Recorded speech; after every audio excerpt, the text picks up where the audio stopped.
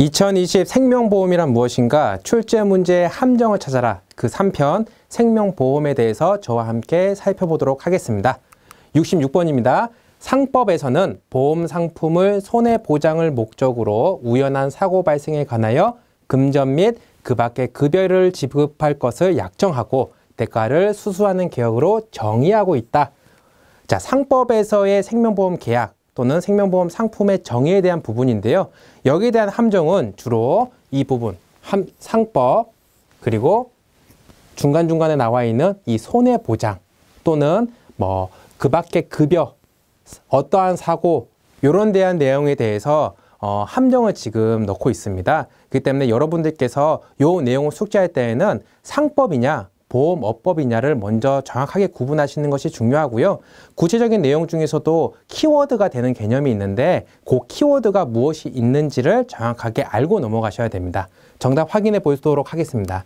상법이 아니라 보험업법에서 정의하는 내용이고요. 손해보장이 아니죠. 위험보장을 목적으로 우연한 사고 발생, 여기에 대해서 보장을 하는 것이 바로 생명보험입니다. 구분을 지으시면 되는데 상법에서는 생명보험 계약과 보험 계약에 대해서 정의를 하고 있고요. 보험업법에서는 생명보험 상품, 보험 상품에 대해서 정의를 하고 있습니다.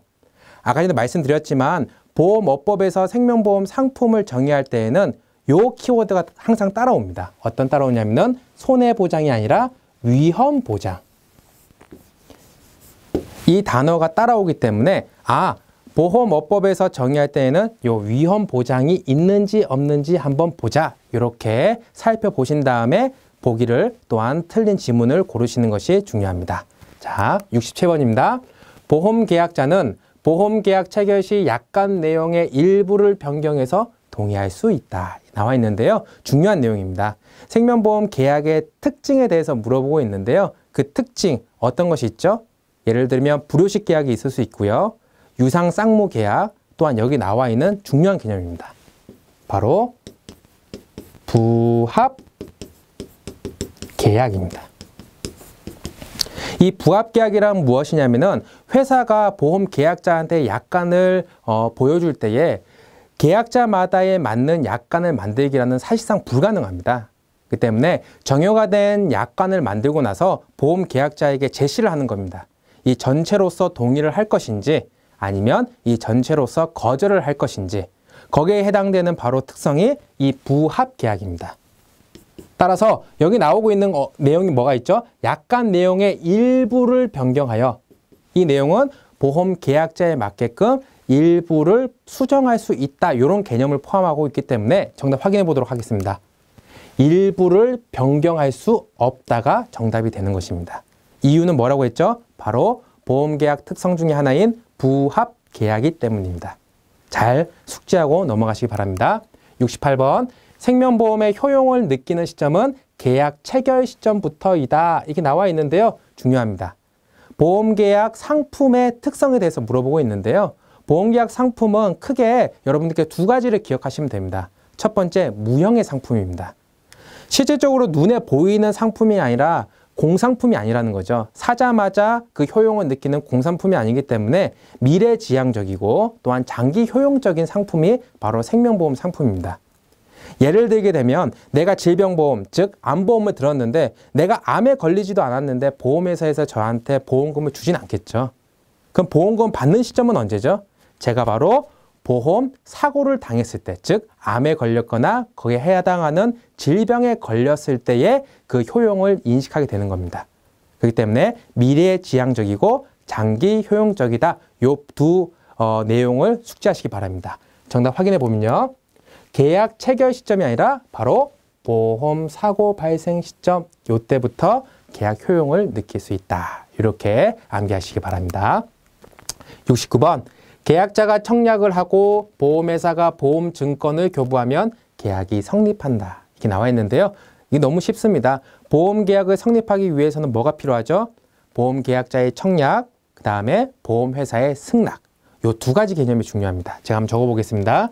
보험계약자의 청약과 보험회사의 승낙이 있으면 이 보험 계약은 성립이 되는 것입니다. 근데 오답으로 어떤 내용이 자주 나오냐면은 바로 여기서 나왔던 보험회사가 보험증권을 교부해야지만 보험계약이 성립한다. 다른 내용은 보험계약자가 제1의 보험료를 납입해야지만 보험계약이 성립한다. 이렇게 나올 수가 있습니다. 그것들은 다 오답이기 때문에 여기 나오는 청약과 승낙 요 단어들을 꼭 기억하시기 바랍니다. 자, 정답은 보험증권의 교부가 아니라 뭐다? 승낙이다. 청약과 승낙. 자, 70번 보도록 하겠습니다. 보험회사에서 보험 상품을 개발하여 판매하고자 할 때에는 사업방법서, 보험약관, 보험료 및 책임준비금 산출 방법서 등의 기초 서류를 작성해야 한다. 여기까지도 내용들이 많은데요. 뒤에 보도록 하겠습니다. 다만 보험업법령상 보고사항에 해당하는 경우에는 금융감독원에 보고해야 한다. 이렇게 나와 있습니다. 이 내용은 가로 넣기 문제로 나와 있는데요. 다음 중 가로 안에 들어갈 내용으로 바르게 짝지어진 것은 어디에 가로가 있었냐면은 바로 이 부분이었습니다. 어떤 사항이었고 또한 어디에서 어디를 무엇을 하여야 한다. 이렇게 가로를 넣고 해당하는 단어를 찾는 문제였는데요. 정답 확인해 보도록 하겠습니다. 보험업법령상 보고사항이 아니라 신고사항에 해당하는 경우에는 금융감독원이 아니라 금융위원회에 무엇을 신고하여야 한다. 이렇게 나왔습니다.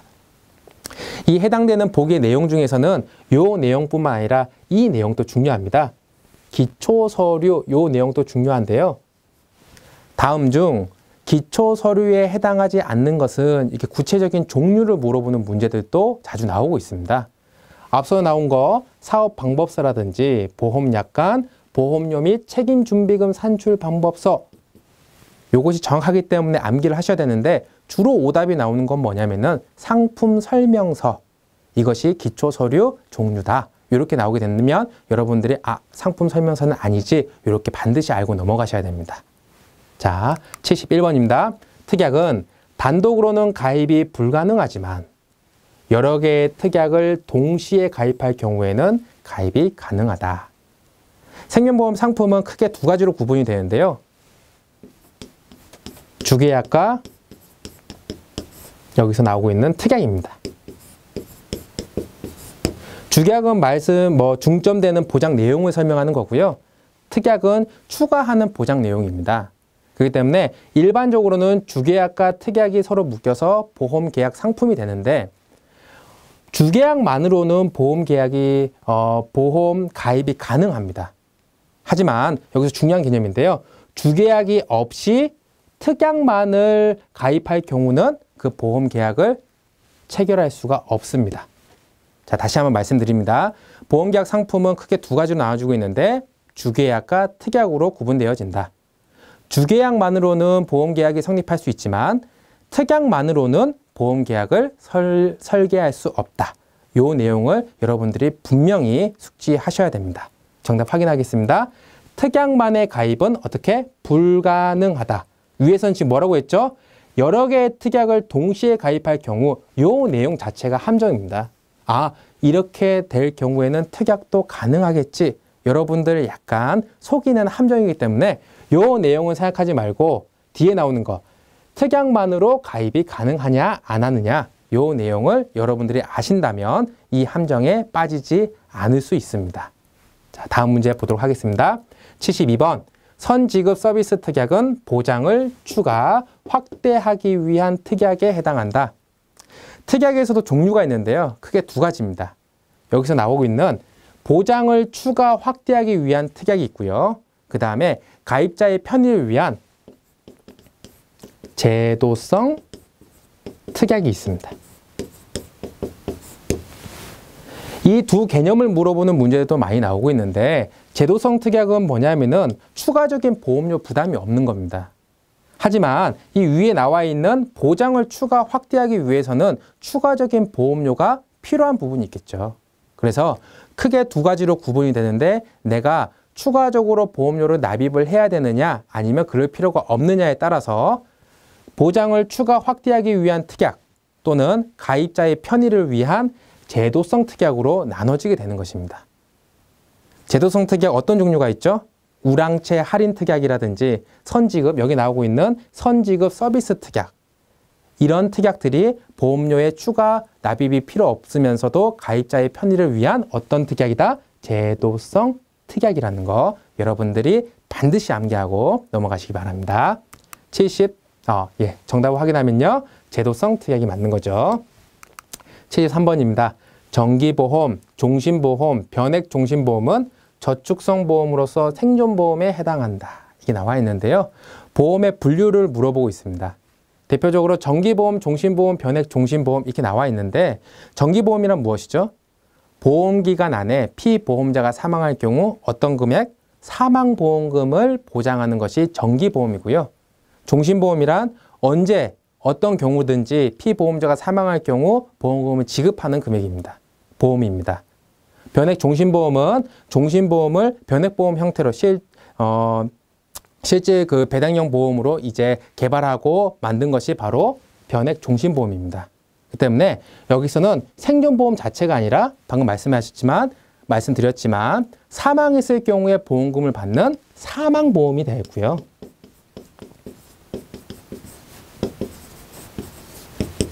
사망했을 경우를 보장하는 거기 때문에 저축성 보험이 아니라 보장성 보험이 되는 것입니다. 자, 바로 확인해 보도록 하겠습니다. 보험은 보장성 보험으로서 사망보험에 해당한다. 이렇게 나와 있습니다. 자, 저축성 보험하고 보장성 보험을 구분 짓는 거는 또 여러분들 말씀을 드리면 만기 환급금이 기납입 보험료, 그러니까 내가 냈던 보험료, 이미 납입한 보험료보다 클 경우가 바로 저축성 보험에 해당되는 거고요. 만기 환급금이 기납입 보험료보다 작거나 같은 경우가 바로 보장성 보험에 해당되는 겁니다. 따라서 해당되는 기호 있죠. 요 기호에 해당하는 부분도 가끔씩 문제에 나오기 때문에 해당되는 저축성 보험이란 무엇이고 보장성 보험이란 무엇이냐, 또한 여기 나와 있던 생존보험이란 무엇이고 사망보험이란 무엇이냐 정확하게 구분 짓는 것이 중요합니다. 자, 74번 보도록 하겠습니다. 자산연계형 보험은 변액보험보다 수익률이 높은 것이 특징이다. 이렇게 나와 있는데요. 자산연계형 보험이란 무엇이죠? 특정 자산을 연계해서 거기에 해당되는 배당을 받는, 그러니까 변액보험 같은 경우에는 실적 배당형 보험이라고 말씀드렸죠. 보험금 일부를 특별계정, 그 특별계정에서 유가증권 중에 투자를 해서 계약자가 거기에 대한 부담을 온전히 지는 것이 바로 변액보험입니다. 하지만 자산연계형 보험은 1에서 2%의 그 최저 이율을 보장하는 보험인데요. 따라서 실질적으로 수익률로만 따지게 된다면 주식시장 화량 시에는 변액보험이 자산연계형 보험보다 수익률이 더 좋은 것이 맞습니다. 하지만 100% 보험 계약자가 그 부담을 지는 변액보험과 달리 자산연계형 보험은 최저 보증 이율이 있기 때문에 그만큼 안정성이 있다는 것이 중요한데요. 그래서 정확하게 말씀을 드리면 변액보험보다는 안정적이고 일반 보험보다는 수익성이 높다. 이렇게 설명하는 것이 정확한 표현이 되는 것이죠. 정답 확인해 보도록 하겠습니다. 변액보험보다 안정적인 것이 특징이다. 조금 더 추가하면요. 일반 보험보다 수익률이 좋다. 이것도 함께 기억하시기 바랍니다. 75번입니다. 대부분의 생명보험 상품은 갱신형 상품이다. 나와 있는데요. 갱신형 상품이란 무엇이죠? 보험 연령이 올라감에 따라서 위험률이라든지 나이를 따라서 보험료를 다시 산정하는 겁니다. 왜냐하면 연령이 올라감에 따라서 그 위험률이 크게 바뀌는 보험이 뭐가 있죠? 바로 질병보험이 있습니다. 질병보험, 실손의료보험, 간병보험에서 이 해당되는 내용 갱신형 상품이 주로 사용되고 있는데요. 하지만 그 내용을 제외하고 대부분의 생명보험 상품은 비갱신형 상품입니다. 해당하는 보기 내용은 자주 문제로 출제되고 있으니까 여러분들 쉽기 때문에 정확하게 암기하고 넘어가시기 바랍니다. 정답 확인하면요. 대부분의 생명보험 상품은 갱신형 상품이 아니라 뭐다? 비갱신형 상품이다. 아시겠죠? 76번. 종신보험은 일정한 시점에서 생존할 경우 보험금을 지급하는 상품이다. 이렇게 나와 있는데요. 방금 전에도 말씀드렸죠. 종신보험 어떤 보험으로 분류되죠? 보장성 보험으로 분류됩니다. 또한 생존보험이냐 사망보험이냐 사망보험이죠. 종신보험은 특별한 보험 기간이 주어진 것이 아니라 언제 어떠한 경우라도 피보험자가 사망할 경우 그 사망보험금을 보장하는 것이 바로 종신보험입니다. 종신보험이란 개념을 안다면 함께 기억해야 되는 보험이 있는데요. 그것이 정기보험입니다. 정기보험이란 보험 기간 안에 보험 피보험자가 사망할 경우 사망보험금을 지급하는 보험이 바로 정기보험이라고 말씀드렸죠. 이 둘 다 사망보험이지만 보험 기간이 설정이 되어 있느냐 안 되느냐에 따라서 요 종신이냐 정기가 구분되어지게 되는 것입니다. 따라서 보장 범위가 종신이 더 크기 때문에 보험료를 어디에 더 많이 내야 될까요? 맞습니다. 정기보다는 종신보험이 보험료가 더 비싸게 되는 것입니다. 이 부분도 여러분들이 숙지하고 넘어가시기 바랍니다. 자, 정답 확인했고요. 77번. 교육보험은 부모가 사망할 경우 해지 환급금을 지급하고 계약은 소멸한다. 이렇게 나와 있는데요. 교육보험이란 자녀들이 유치원 때부터 대학교까지, 대학원까지 그 학자금을 지원해주는 보험이 바로 교육보험입니다. 부모가 생존할 시뿐만 아니라 부모가 사망할 경우에도 교육자금이라든지 양육자금을 지원을 해주게 되는데요. 해당되는 내용은 교육보험 안에서 해당되는 오답으로 가장 많이 나오는 내용 중에 하나입니다. 당연히 저희가 그렇게 생각할 수가 있겠죠. 아니, 부모가 사망했는데 그때도 학자금 지원해 줄까? 의문을 품을 수 있지만 교육보험은 부모가 사망할 경우에도 보장은 계속된다는 거 여러분들이 알고 넘어가셔야 됩니다. 정답 확인해 보면요. 교육자금 및 양육자금이 지급된다. 다시 한번 말씀드리면 부모가 사망했다고 보험계약이 소멸하는 것이 아니라 자녀들에게는 계속해서 교육자금과 양육자금이 지급된다는 것, 그것이 바로 교육보험의 특징이다. 여러분들이 알고 넘어가셔야 됩니다. 78번입니다. 어린이 보험에서는 만 15세 미만 사망 시 사망보험금을 지급하고 계약은 소멸한다. 이렇게 나와 있는데요. 어린이 보험은 어린이 때부터 청소년기까지 어린이 시절 그때에 상해라든지 질병이라든지를 중점 보장하는 보험이 어린이 보험입니다. 이 내용뿐만 아니라 가장 중요한 개념이 뭐냐면은 어린이 보험은 사망을 보장하는 급부 설계를 할 수가 없습니다. 저희도 말씀을 드렸는데 보험계약 무료 사유에서 이 내용이 있었죠. 상법에서는 만 15세 미만자, 심신상실자, 심신박약자를 피보험자, 사망보험금을 받을 수 있는 피보험자로 하는 계약은 무효가 된다. 이렇게 말씀을 드렸는데요. 같이 개념을 이해를 하시면 됩니다.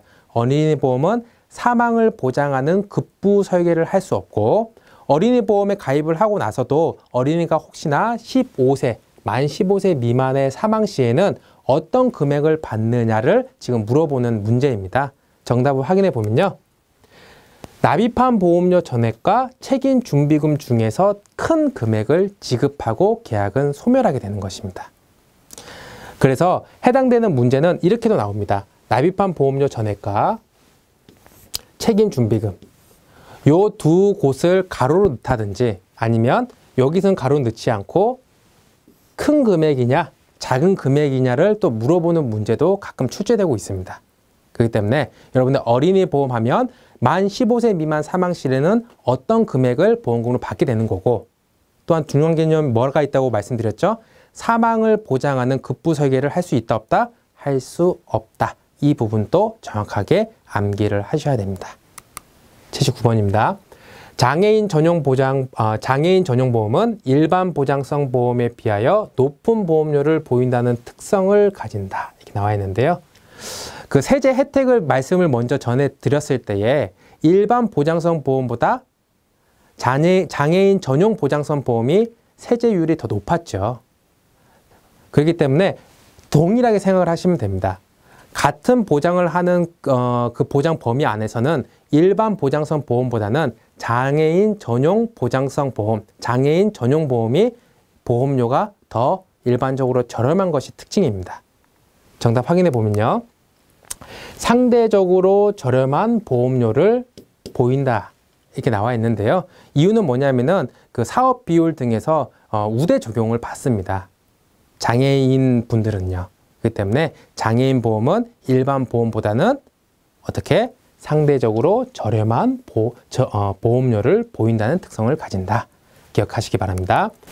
80번 장애인을 보험 계약자로 하는 보험금은 연간 2천만 원 한도로 증여세가 비과세된다. 이런 내용인데요. 주로 이런 내용 같은 경우에는 어디에 함정이냐면은 이렇게 숫자에 함정을 넣는 경우가 굉장히 많습니다. 바로 정답을 확인해 보도록 하겠습니다.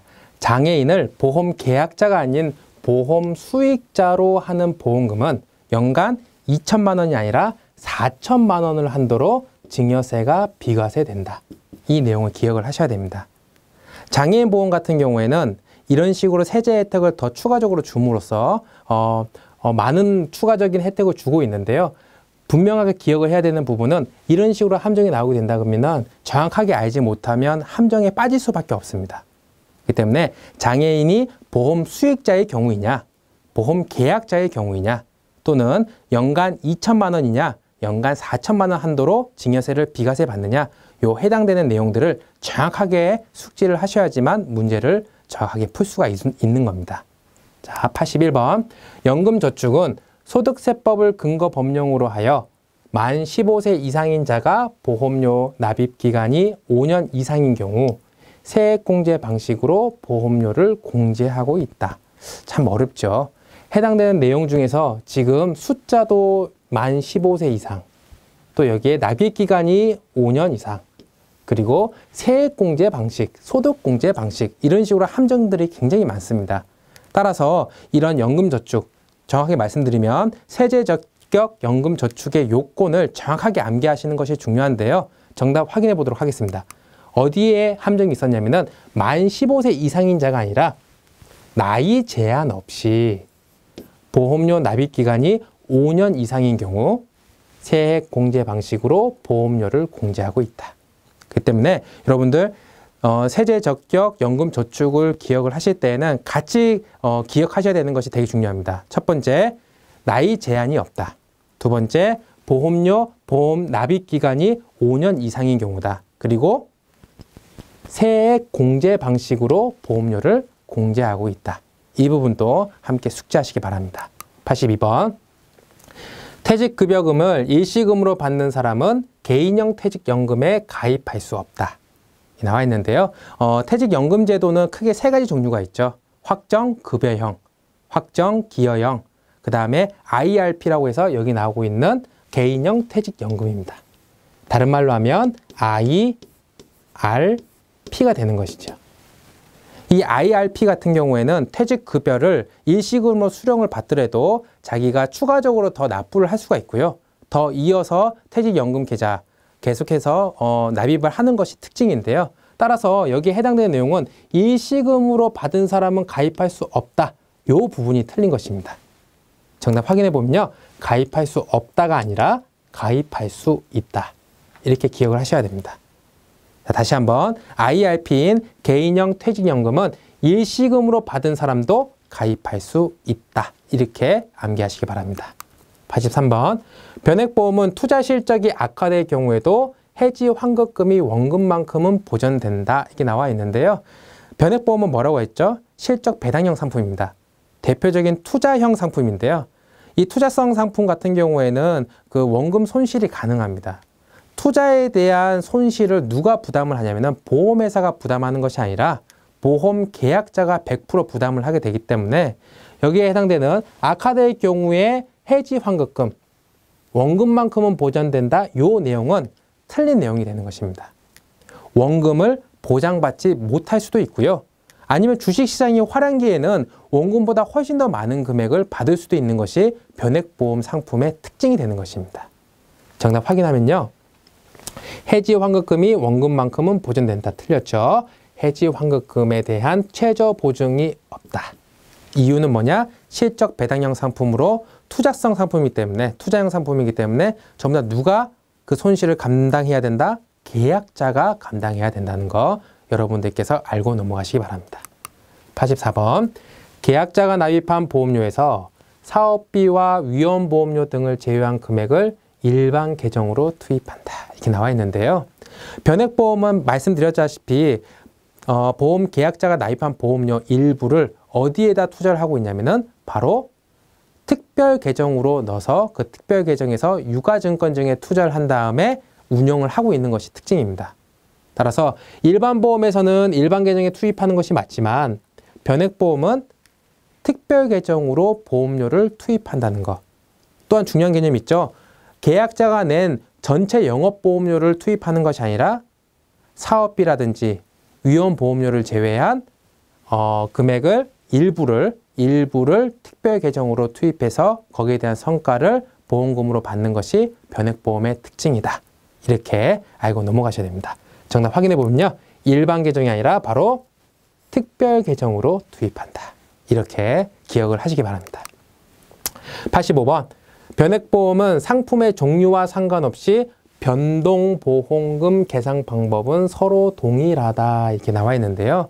해당되는 내용은 굉장히 보기 안에서도 많은 내용들이 나오고 있는데 여러분에게 그렇게 구분을 지으시면 됩니다. 변액 상품도 두 가지로 크게 구분이 지어집니다. 보장성이냐, 저축성이냐. 변액보험 상품 크게 세 가지가 뭐가 있죠? 첫 번째 변액종신보험이 있고요. 두 번째가 변액연금보험, 세 번째가 변액 유니버셜 보험이 있습니다. 근데 변액 유니버셜 보험 같은 경우에는 저축성으로도 개발이 되고 보장성으로도 개발이 되는데요. 따라서 변액보험을 구분지을 때에 보장성으로 구분짓는 보험 상품은 두 가지죠. 변액종신보험, 변액 유니버셜 보험 보장형이 있고요. 저축성 같은 경우에는 변액연금보험, 그리고 변액 유니버셜 보험 저축성이 있습니다. 저축형이 있습니다. 그 때문에 이 두 가지를 왜 나왔냐면은 이 두 가지가 변동보험금 계산 방법이 서로 다릅니다. 그 때문에 여기 나오고 있는 서로 동일하다는 것은 틀린 내용이 되는 거겠죠. 정답 확인하면요. 서로 동일하지가 않고 서로 다르다가 정답이 되는 것입니다. 자, 이상으로 제3편 생명보험에 대해서 여러분들과 함께 나눠봤고요. 다음 시간에는 제4편 제3보험에 대해서 함께 함정을 찾아볼 수 있도록 하겠습니다. 시청해 주셔서 감사합니다.